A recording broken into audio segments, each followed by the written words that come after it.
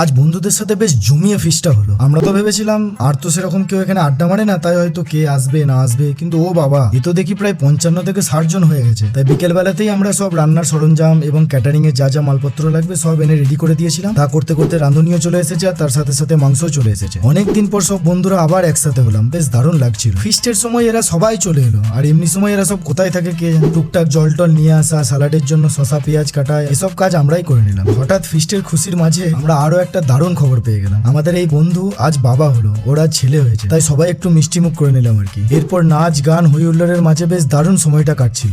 এরা সব নিচেই যাচ্ছে, আমার এত খিদে পেয়েছে, কখন খেতে দেবে কে জানে ব্যাং। আমার খিদে পেয়েছে, কেউ শুনতে পাচ্ছে না। এরপর সেই মুহূর্ত যেটার জন্য সবাই অপেক্ষা করছিলাম। বিরিয়ানির হাঁড়িটা খুলে ওপর থেকে ঘিটা দেওয়ার পর আহ কি সেন্ট মাইরি, আর তস হয়েছে না। ফার্স্ট ব্যাচ খেতে বসলো।